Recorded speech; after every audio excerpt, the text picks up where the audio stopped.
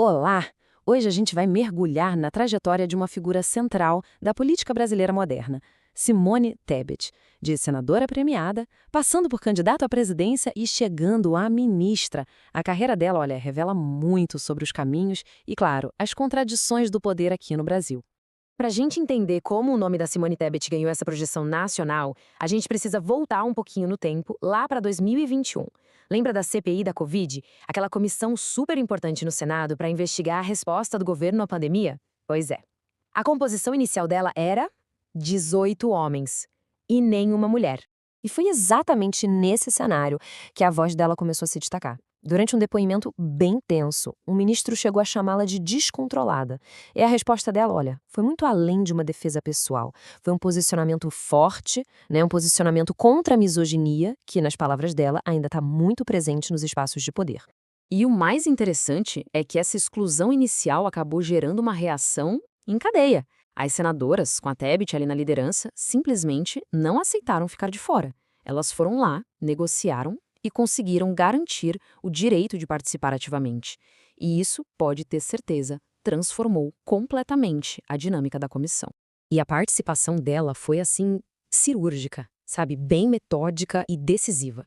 Com perguntas insistentes, ela foi encurralando uma testemunha uma atrás da outra, até que o nome de um político bem influente, que supostamente tinha sido citado pelo presidente, acabou sendo revelado. Não só isso. Ela também pegou uma nota fiscal de vacinas e literalmente dissecou o documento, apontando cada indício de fraude. Foi uma atuação super técnica que, claro, chamou a atenção do Brasil inteiro. Ok, mas para a gente entender de verdade essa atuação na CPI, a gente precisa dar um passo atrás e olhar para as origens dela. A trajetória política da Simone Tebet, veja bem, tem raízes bem profundas. Ela nasceu em Três Lagoas, lá no Mato Grosso do Sul, e a política já estava na família, sabe? Ela é filha de Ramés Tebet, uma figura histórica do MDB, que chegou a presidir o Senado.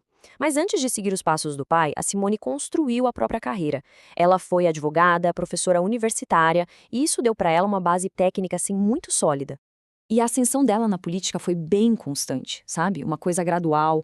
Ela começou como deputada estadual, depois foi prefeita da cidade dela, aí vice-governadora e, finalmente, em 2015, chegou ao Senado. Foi uma carreira construída degrau por degrau mesmo. E foi quando chegou no Senado que a Tebet começou a construir uma identidade política mais própria, sabe? Ela passou a focar em pautas bem específicas que acabaram diferenciando ela no cenário nacional. E esse número aqui é impressionante, olha só. Como a primeira líder da recém-criada bancada feminina do Senado, ela conseguiu supervisionar a aprovação de 35 propostas. Isso em apenas um ano. E dessas propostas saíram 12 novas leis. É um resultado bem expressivo. E a agenda dela era muito clara. Ela lutou pela equidade salarial, sabe, pelo combate à violência doméstica e também defendeu a dignidade menstrual. Aliás, a crítica que ela fez ao veto presidencial sobre a distribuição de absorventes gratuitos, nossa, foi um momento super marcante. Foi o que ajudou a trazer esse debate sobre a pobreza menstrual para o centro da política nacional. E olha que interessante, até o jeito dela falar, o discurso, virou objeto de estudo. É isso mesmo. Pesquisadores perceberam um uso bem estratégico do pronome nós nas falas dela. Não era um nós o partido, sabe? Era mais um nós, eu e o povo. Uma forma, segundo esses estudos, de criar uma identidade coletiva, uma responsabilidade compartilhada com quem estava ouvindo. Mas claro, como em toda carreira política longa e complexa, a trajetória da Tebet não é só de aplausos. Tem também controvérsias, alianças, coisas que refletem a realidade bem pragmática do nosso sistema político, né? E aqui é importante a gente entender os dois lados da moeda. Os críticos apontam, por exemplo, o voto dela contra o afastamento do senador Aécio Neves. Também o apoio que ela deu às reformas de austeridade do governo Temer e a defesa de pautas ligadas ao agronegócio. Já por outro lado, quem a defende diz que ela sempre prezou pelo devido processo legal, que acreditava que aquelas reformas eram necessárias para a economia na época e que ela tenta buscar um equilíbrio entre a produção e a sustentabilidade. Bom, então a gente junta toda essa bagagem, os acertos, as críticas, a projeção nacional que ela ganhou, e tudo isso culminou, lá em 2022, na candidatura dela ao cargo mais alto do país, a presidência da República. E qual foi a estratégia dela? Se posicionar como a famosa terceira via. Ou seja, uma alternativa de centro para fugir daquela polarização super acirrada entre Lula e Bolsonaro. A ideia era atrair quem não queria nenhum nem outro. No fim das contas, o resultado do primeiro turno colocou ela num expressivo terceiro lugar. Ok, ela não chegou ao segundo turno, mas aquele desempenho foi super importante para consolidar o capital político dela em todo o país. E a plataforma de governo dela buscava exatamente esse equilíbrio, sabe? Ela propunha um programa de renda permanente, uma reforma tributária para simplificar os impostos, tolerância zero com desmatamento ilegal e também usar grana de privatizações para investir em educação. Era uma mistura, né? De responsabilidade social com responsabilidade fiscal e ambiental.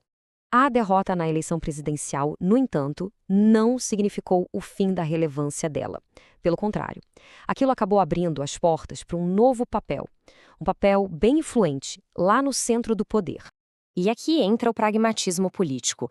Ela aceitou o convite para ser ministra do Planejamento no governo de quem? No seu antigo adversário, o Lula. Essa atitude acabou reforçando ainda mais a imagem dela de ser uma política de centro, uma pessoa capaz de construir pontes e de fazer alianças. Então, no fim, tudo isso resume a figura complexa que ela é. Ao mesmo tempo, ela é uma especialista técnica, com uma herança política fortíssima, é também uma senadora premiada, que abriu caminhos para outras mulheres, e é uma voz moderada que sabe navegar num sistema de poder bem tradicional. E no final, fica uma questão no ar para a gente pensar, né? A trajetória da Simone Tebet, ela representa a consolidação daquela política que joga o jogo de dentro do sistema, ou ela é, na verdade, a semente para um novo centro político aqui no Brasil? O percurso dela, cheio de nuances, talvez seja um grande espelho do que o futuro político do país nos reserva.